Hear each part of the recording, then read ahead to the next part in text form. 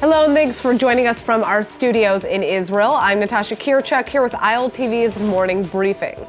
2,030 people have now been diagnosed with the coronavirus in the state of Israel, with 37 now in serious condition. And as the number of cases rise, 2 more Israelis have now passed away from the disease in the state, bringing the Israeli death toll up to 5. One of the victims has been identified as a 76-year-old man who's believed to have had serious health issues before his infection. The second victim is reportedly an 87-year-old man who was hospitalized late Tuesday. As the coronavirus continues to spread across Israel, a new set of restrictions over the Israeli public have just been greenlighted by the Israeli government overnight. They will reportedly go into effect on Wednesday evening tonight. The full details of the restrictions will be released later today, but for now, we know the following. The strict regulations mean that most Israelis will only be allowed to venture out on short walks within 100 meters of their homes, and will otherwise have to stay confined to their houses if they don't have something essential to do. People will be allowed to go to work as long as the guidelines are followed, but employers are required to check the temperatures of all those who arrive. Anyone who has a temperature of 38 degrees Celsius or above will be refused entry.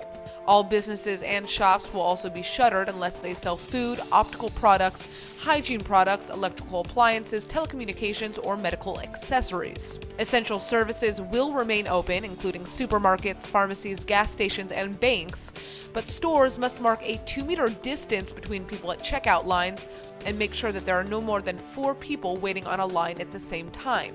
Restaurants will still be permitted to deliver food, but self-pickup will be barred. Veterinarians will stay open for emergency procedures, and pet food will also be allowed to be delivered. Public transportation, however, will also be drastically reduced. And attending weddings or other religious ceremonies like going to the mikveh will still be allowed as long as arrangements have been made in advance. Now, only 2 people will be allowed to drive in a car at one time, and they're only allowed to travel to and from an approved place of work or to grocery stores, the pharmacy, or a medical appointment. Private taxis will still be available, but only 1 passenger will be allowed in the car at a time. The hardest hit age group in this global pandemic is the elderly, and in more ways than one. Not only are the elderly more at risk of death from the disease, but with strict quarantine measures both in place and on the horizon, many multi-generational families are also now split up, meaning that many elderly are alone and without the help of their children and grandchildren. Well, the IDF and the Ministry of Defense are now stepping in to fill the role of family caretaker. Dubbing it as Operation Guards of Gold, Defense Minister Naftali Bennett explains that the mission is to focus on protecting at-risk populations like the elderly and the sick, and the full plan will be presented for approval within days. But it reportedly includes working with local authorities on mapping out the locations and needs of Israel's older population. And the Defense Ministry will also look into ways of addressing medical and food needs, as well as ways to address loneliness from extended isolation. Meanwhile, the IDF is also still aiding Magen David Adom paramedics in administering mobile medical care, coronavirus testing, and operating quarantine facilities, all on top of the military's regularly scheduled operations.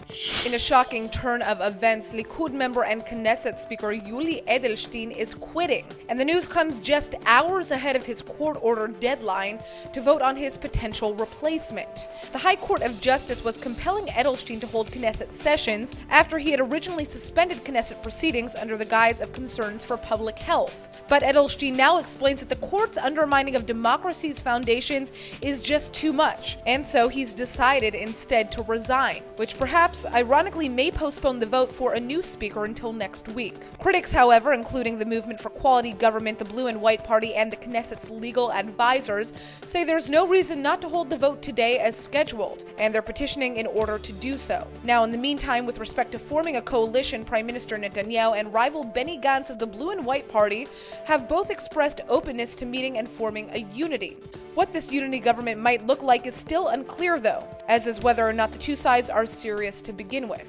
And now with Edelstein out of the way, it's possible that Gantz will have a clearer path to ousting Netanyahu from office for good. That's all for now. I'm Natasha Kirchak, and see you later with our main daily broadcast.